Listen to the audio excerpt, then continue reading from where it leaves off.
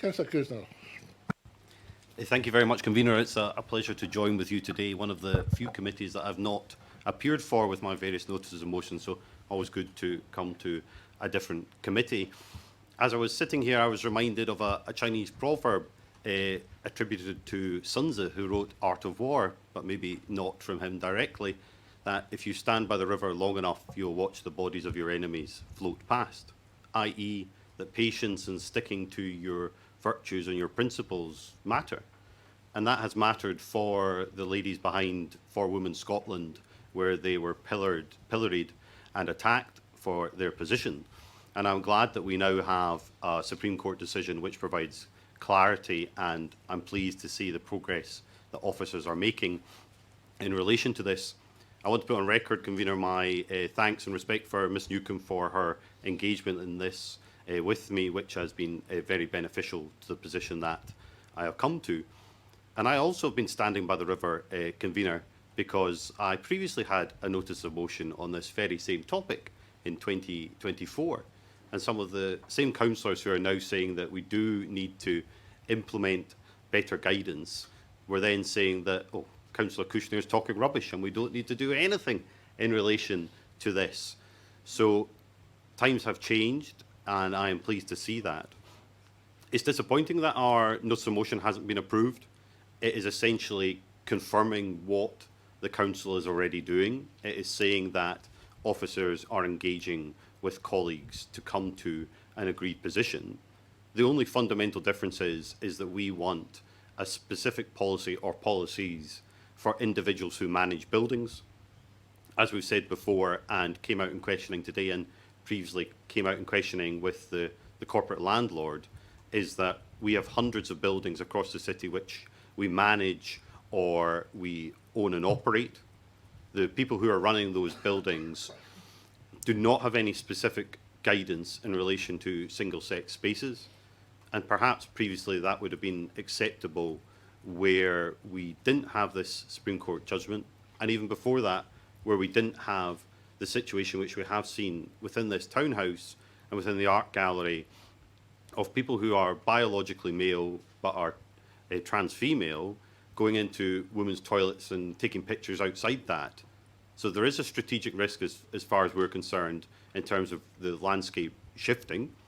Our notice of motion is in line with what the council is doing anyway, and we simply want, as part of that, there to be a policy or policies for building managers so that they are clear on the landscape and the parameters in which they are to operate.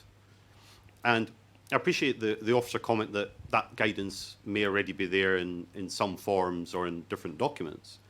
But the practical reality is, if there are going to be issues, and which we have seen where there have been issues, these things unfold quickly. People are not going to be rummaging around for their information or the specific piece of guidance which is of assistance to them then. We need a proactive approach to reducing our risk as we see it into the future in terms of having a guidance for our officers.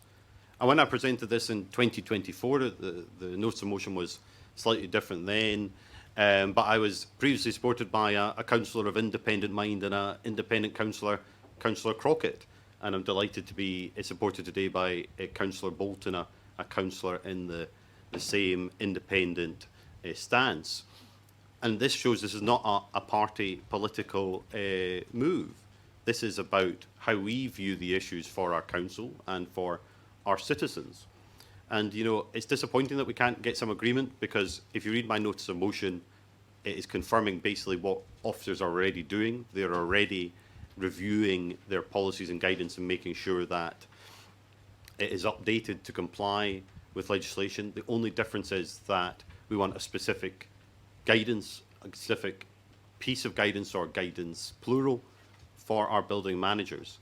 And Councillor MacDonald's notice of motion talked about reviewing guidance, but we can't review guidance for building managers that we don't previously have. And from our side of things, there's just a strategic risk as we are seeing increased incursions into women toilets by biological males to make political points. And we as a council need to be prepared for that. I'm also slightly concerned given the position of the Scottish Government, where they're currently having court action raised against them for not implementing the judgment at the moment, and some of their guidance being contrary to it. So I do accept officers' comments, but I still remain concerned about where we are, because I appreciate there might be challenges to the Supreme Court judgment, yet it is the judgment which is still in place at the moment and which we need to comply with. Some people might not like it, but let's be honest, it's not a discussion with people. We have a judgment which is immediate and binding and which needs to be implemented. So, Convener, a pleasure to join you and colleagues at this committee. I don't think there's much that divides us here today, but we weren't willing to accept an amendment on this because our notice of motion is basically what officers are doing at the moment already.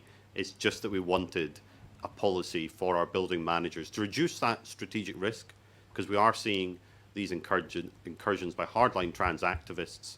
We don't have guidance at the moment for these individuals, and we don't think it's fair on our staff that that is not the case at the moment. So I'm delighted to be here. Hopefully there might be some support from across the committee for me, and I'm delighted to be seconded by Councillor Bolton. Thank you, Councillor Crusoe. It's nice to see a new face. Councillor Bolton.